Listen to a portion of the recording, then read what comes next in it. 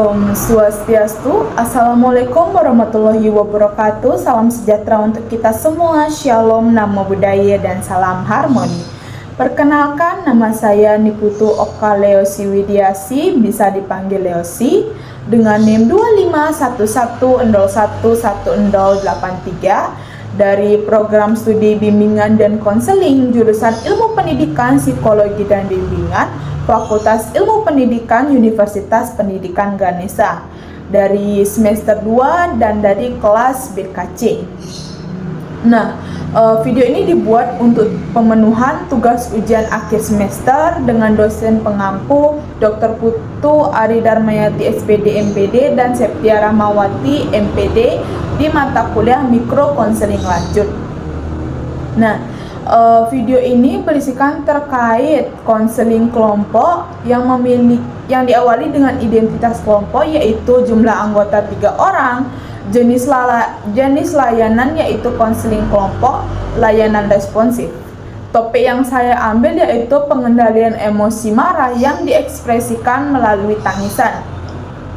Menggunakan pendekatan yang pertama yaitu Cognitive Behavioral Therapy atau CBT, yang kedua teknik Cognitive Questioning, yang ketiga Cognitive Restructuring, yang keempat Talk Record, yang kelima Positive Self-Talk, dan yang terakhir Reinforcement dengan durasi kurang lebih 30 menit menggunakan tempat ruang konseling kelompok bimbingan konseling.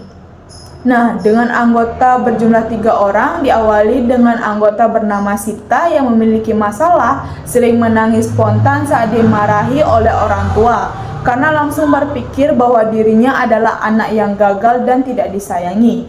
Anggota kedua yaitu Rara memiliki masalah langsung menangis dan mogok bicara saat kerja kelompok ketika idenya tidak didengar, karena berpikir teman-temannya sengaja ingin menjatuhkannya dan meremehkannya. Anggota yang terakhir yaitu Tari memiliki masalah menangis terseduh-seduh saat mendapatkan teguran dari guru kelas, karena memiliki pikiran otomatis bahwa guru tersebut membencinya dan semua orang di kelas menghakiminya.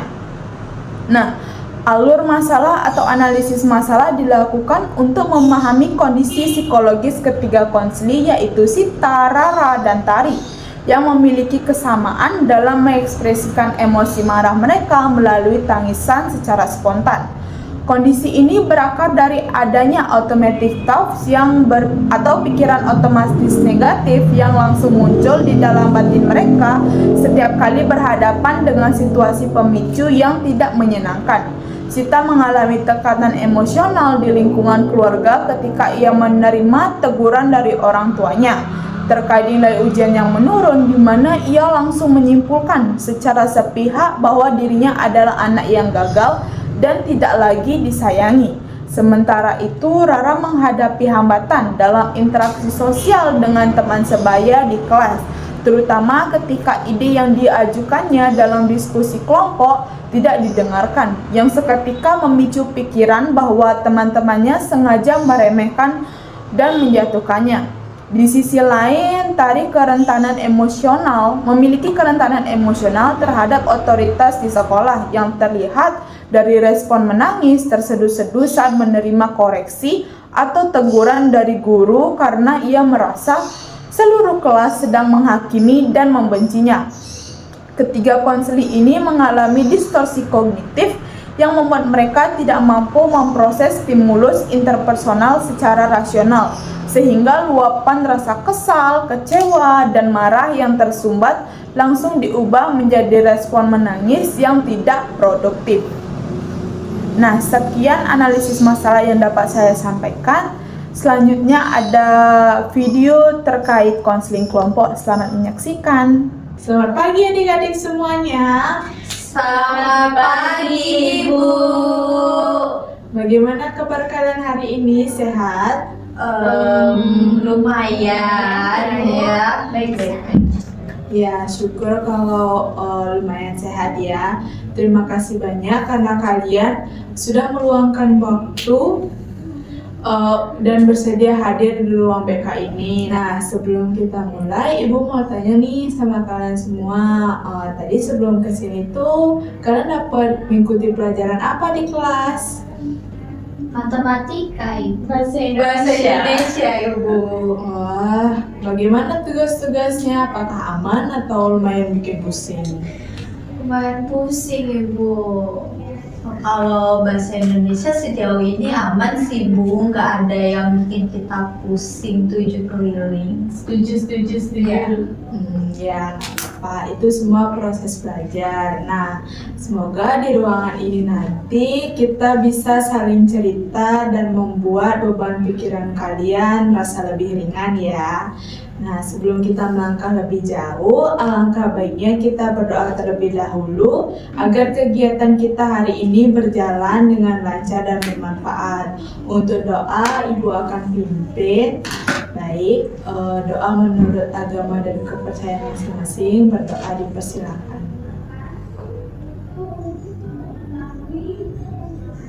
Berdoa dapat diakhiri. Nah, setelah kita berdoa tadi, Ibu di sini ingin memperkenalkan diri kembali. Perkenalkan nama Ibu Leosi. Di sini Ibu bertindak sebagai pemimpin kelompok yang akan mendampingi kalian selama proses konseling ini. Nah, supaya hubungan kita makin akrab dan terbuka, kita sama-sama perkenalan diri masing-masing ya. Silakan sebutkan nama panggilan, kelas, dan satu hal positif atau hobi yang paling kalian sukai. Mungkin bisa dimulai dari Adia dulu. Halo teman-teman dan juga Ibu Leosi, perkenalkan nama saya Sita dari 10-1. Hobi saya menonton film. Salam kenal semuanya. Halo Sita. Sita. Bisa dari adik ini selanjutnya. Baik, terima kasih Ibu dan teman-teman semuanya. Perkenalkan, nama saya Tari dari kelas 10-1. Hal positif yang saya lakukan adalah saya suka membantu teman dan juga mendengarkan teman saya. Baik, untuk selanjutnya. Baik, terima kasih Bu Leosi. Perkenalkan nama saya Rara dari 10-3. Kalau hal positif saya itu suka menulis dan membaca. Terus hobi saya menyanyi. Wah, luar biasa sekali. Terima kasih untuk Sita, Rara, dan juga Tari. Sekarang kita sudah saling mengenal karakteristik positif masing-masing. Ibu harap kita semua di sini bisa saling merasa nyaman. Nah, hari ini kita berkumpul dalam layanan konseling kelompok untuk belajar bersama mengenai bagaimana mengendalikan emosi marah yang selama ini sering kita ekspresikan lewat tangisan, serta memahami bagaimana pikiran kita mempengaruhi emosi tersebut. Sebelum kita lebih lanjut, ada asas penting yang wajib kita sepakati.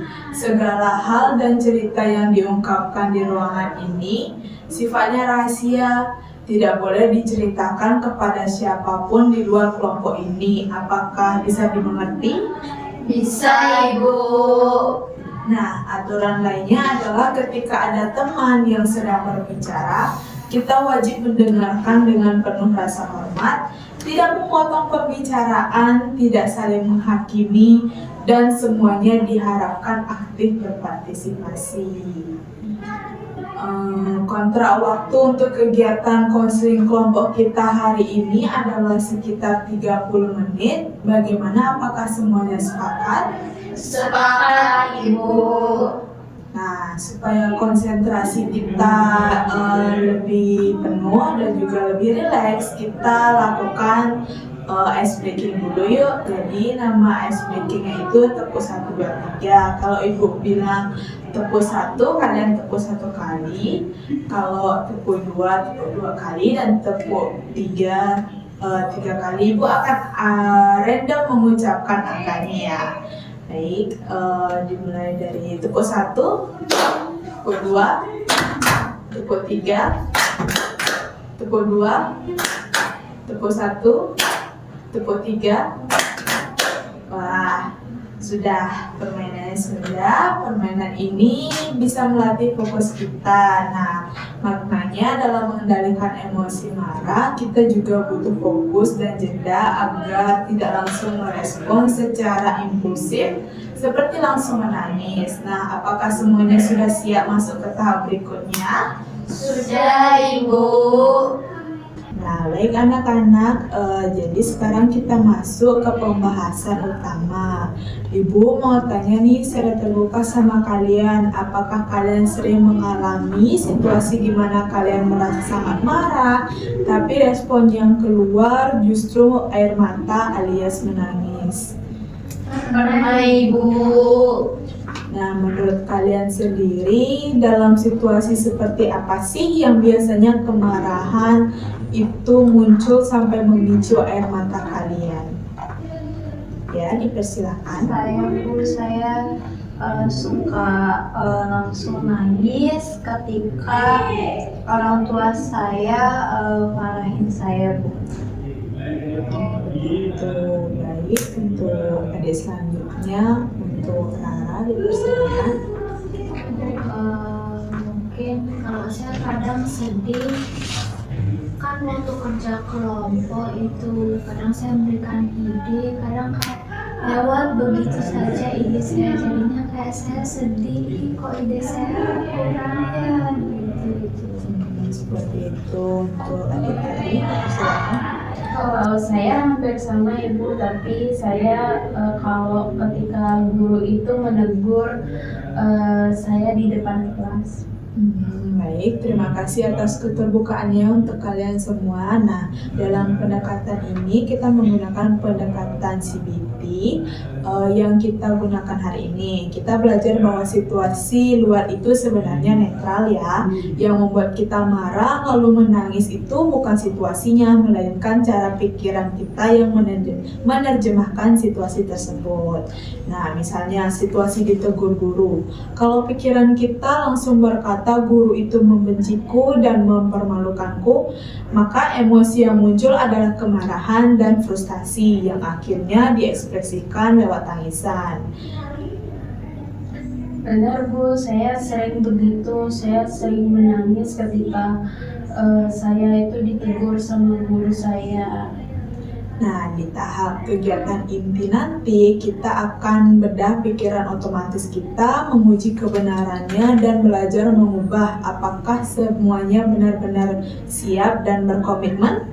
Siap, Ibu. Nah, baik. Ibu akan membagikan lembar kerja CBT yang disebut dengan top record. Nah, tolong tuliskan secara jujur di bagian A nanti mengenai situasi pemicu, apa yang langsung terlintas di pikiran kalian saat itu, serta emosi dan perilaku yang akan muncul.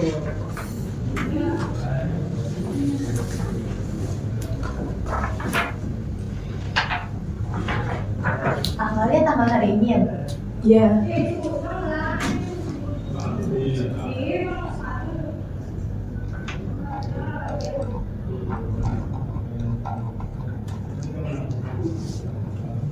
Tanggal berapa ya?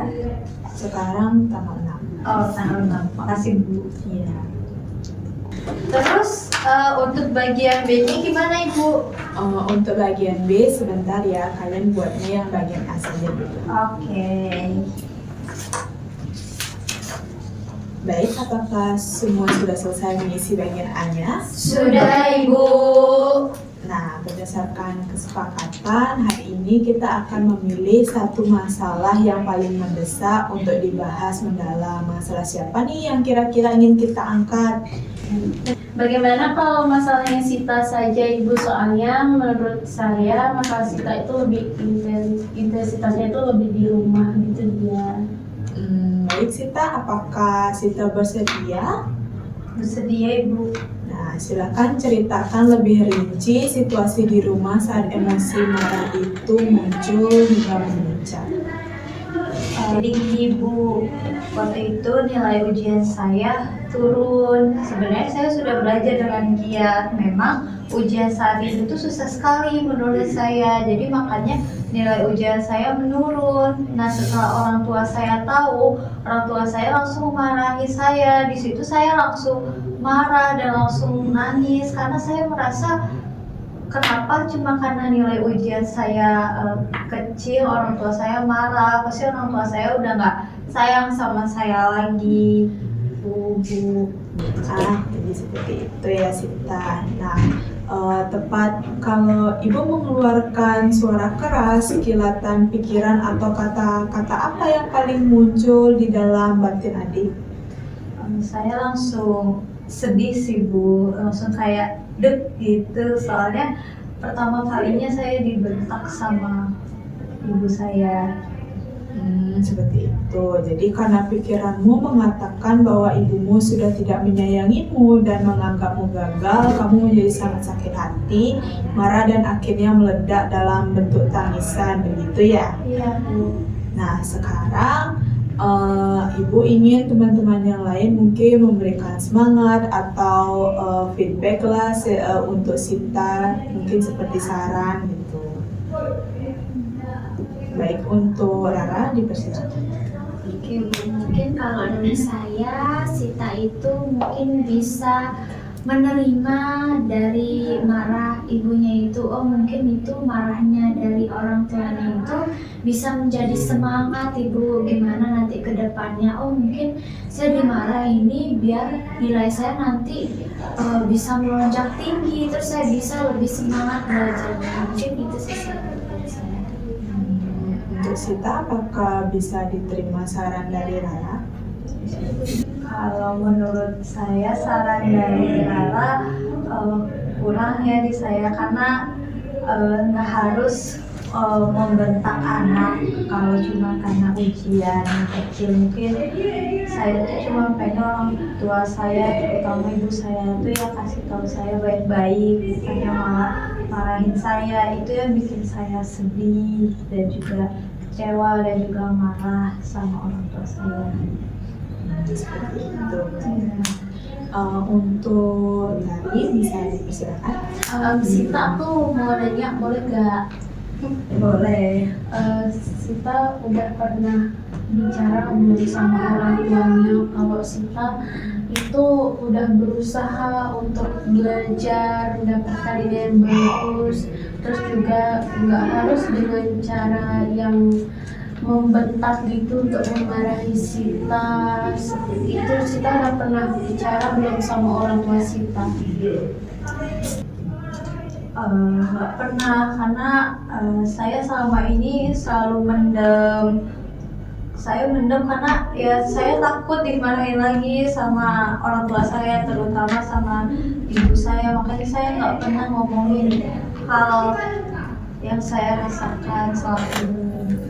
Mungkin coba deh Sita nanti bicara sama ibu Sita seperti itu.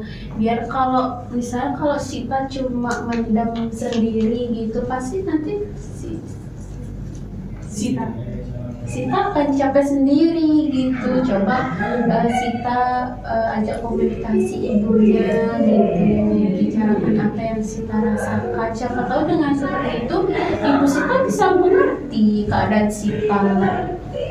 Iya ya, coba deh nanti saya akan coba ngobrol sama ibu saya. Ya semoga aja ibu saya bisa mengerti saya lah. Apalagi saya kan udah berusaha keras ya untuk belajar, jadi saya akan obrolin ini sama orang tua saya, terutama sama ibu saya. Makasih ya Tari.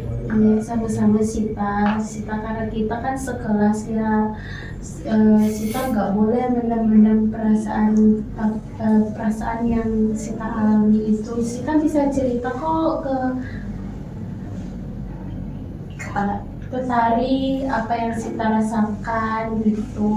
Jangan pendam sendiri ya Sita. Sama Rara juga bisa, kita kan berteman. Iya, makasih ya teman-teman nanti ya. Next, habis dari sini mungkin saya bisa lebih terbuka sama orang-orang terdekat saya. Terima kasih Rara dan juga Tari. Sama-sama Sita, semangat. Ya, terima kasih. Wah, kalian bagus sekali. Kalian sudah memenuhi kesepakatan kita yaitu partisipasi aktifnya. Nah, sekarang mari kita uji pikiran itu apakah benar. Berdasarkan fakta objektif bahwa karena satu nilai turun, ibunya Sita benar-benar berhenti menyayangi Sita dan menganggap Sita itu anak gagal selamanya.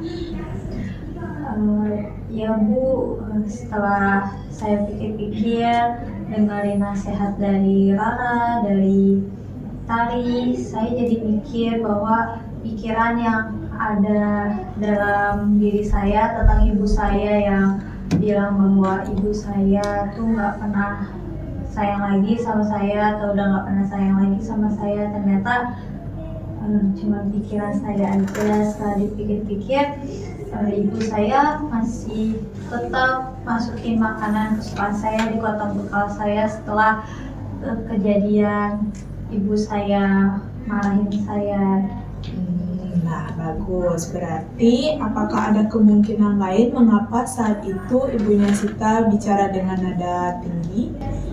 Mungkin ibu saya kecewa sama saya karena saya kan selama ini dapat nilai ujiannya tinggi ya, terus tiba-tiba kecil gitu, mungkin ya ibu saya sedikit kecewa lalu marah kepada saya. Nah, itu bagus sekali, luar biasa sekali analisisnya Sita. Sekarang silakan tulis di lembar kerja bagian B nomor 5 mengenai pikiran baru yang lebih realistis untuk menggantikan pikiran negatif tadi.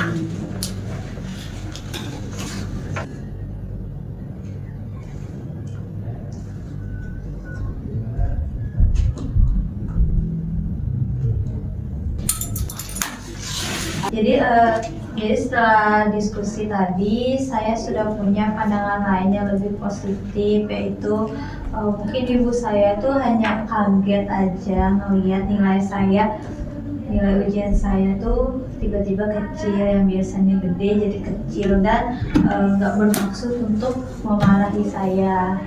Wah, hebat sekali ya Sita. Sekarang untuk Rara dan Tari, kalian kan tadi sudah mendengar segala prosesnya Sita hingga sekarang dia sudah mendapatkan pikiran baru. Nah, apakah kalian juga bisa melihat kekeliruan pikiran otomatis pada lembar kerja kalian sendiri? Iya Ibu, bisa. Kalau saya Bu tadi kan gak didengar idenya tuh. Nah saya kira mungkin mereka itu gak dengar ide saya itu karena mungkin rame, karena banyak ide-ide yang teman-teman yang lain mungkin. Itu sih saya. Baik, untuk Tari. Saya juga Bu, saat guru mengoreksi jawaban saya langsung berpikir semua orang itu menghakimi saya. Padahal kan mungkin aja guru itu hanya ingin meluruskan jawaban yang saya buat itu agar saya itu lebih paham. Wah, kalian sangat bagus sekali. Ibu sangat bangga dengan kalian bertiga. Kalian berhasil melakukan pengujian realistis atas pikiran kalian sendiri. Nah, komponen pikiran inilah yang memotong emosi marah agar tidak menjadi tangisan. Nah, sebagai strategi pelengkap di komponen perilaku itu, Ibu ingin mengenalkan teknik STOP yang dimana disingkat dengan stop. S itu bermakna stop yang artinya berhenti sejenak, dan T itu take a breath yang artinya tarik nafas yang dalam. O itu observe yang artinya amati pikiran rasionalmu itu, dan yang terakhir P yaitu proses, lanjutkan respon dengan tenang. Sekarang mari kita rumuskan satu kalimat positif self-talk pada bagian action plan lembar kerja kalian sebagai bekal dialog internal saat marah. Nah, baik, untuk adik-adik semuanya, apakah sudah mengisi bagian positif self-talk itu? Sudah Ibu. Baik, mungkin bisa dibacakan satu persatu dimulai dari Sita, lalu setelah itu Rara, dan juga terakhir Tari. Kalau dari saya, self talk positifnya itu tarik nafas. Ibu saya hanya sedang panik, khawatir, dan juga kaget, dan saya tidak gagal. Bagus sekali untuk selanjutnya. Kalau dari saya Ibu, positif self talk-nya tenang, mungkin mereka ini hanya perbedaan kebenaran. Kembali tadi. Kalau saya itu, koreksi guru adalah proses belajar untuk membuat saya pintar. Tidak ada yang sedang menertawakan saya. Nah, luar biasa sekali kalian semua. Kalimat afirmasi yang kalian buat sangat rasional, sehat, dan menenangkan. Nah, baik anak-anak, karena waktu kita sudah mendekati 30 menit, mari kita lakukan refleksi diri. Nah, dari proses awal tadi, apa hal paling mendasar yang kalian pelajari?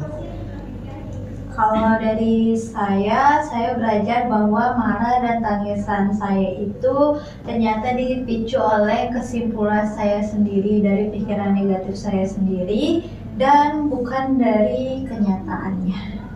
Bagus sekali, Sita. Selanjutnya, siapa yang mau? Dari saya Ibu, kalau saya Bu, saya memahami bahwa perbedaan pendengaran teman-teman itu tidak selalu terjadi atau tidak selalu akan terjadi di kerja kelompok selanjutnya. Nah, terus saya itu menggunakan teknik stop agar pikiran saya itu lebih positif. Sekali untuk Rara. Nah, untuk kalian semua juga sudah bagus sekali.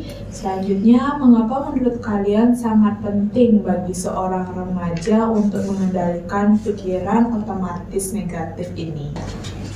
Saya Ibu. Baik, untuk Tari dipersilakan. Oke, biar kita tuh gak gampang tersinggung, frustasi, atau langsung menangis yang bisa membuat kita tuh rugi sendiri karena tidak mampu menyampaikan maksud kita yang sebenarnya.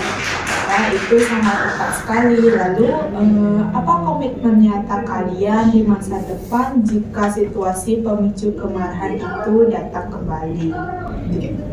Kami berkomitmen untuk mempraktikkan teknik stop. Dan kalau menurut saya juga membaca ulang kalimat self-talk positif yang Ibu berikan dan yang Ibu susun itu. Wah, itu sangat bagus sekali. Nah, kesimpulannya, emosi marah adalah hal yang normal, namun tangisan yang menyertainya itu bisa dikendalikan jika kita mau mengubah cara berpikir kita menjadi lebih objektif dan rasional. Sebelum kita benar-benar tutup sesi konseling kelompok kali ini, bagaimana perasaan kalian masing-masing setelah mengikuti konseling kelompok hari ini? Saya Bu, Baik, untuk saya sekarang sudah merasa lega dan saya sudah bisa berpikir yang lebih positif tentang ibu saya. Itu sih. Wah, bagus sekali. Untuk yang lain, apa ada yang ingin menyampaikan? Baik, untuk Tari dipersilakan. Saya merasa lebih bersemangat itu sih untuk belajar mengelola emosi saya dengan cara yang berbeda. Bagus sekali. Untuk Rara, apa yang ingin disampaikan? Kalau dari saya Bu sama seperti teman-teman, dan saya itu berani mulai tetap mencoba ke depannya untuk memberikan ide-ide dan tidak malu lagi gitu sih. Wah, kalian, Ibu bangga banget sama kalian. Kalian sudah mendapatkan hal paling mendasar yang kalian pelajari di sesi konseling kelompok kali ini. Nah, di sini kalian lanjut membuat di bagian lembar evaluasi hasil dan lembar refleksi diri untuk kalian bawa pulang. Silahkan isi dengan jujur nanti ya.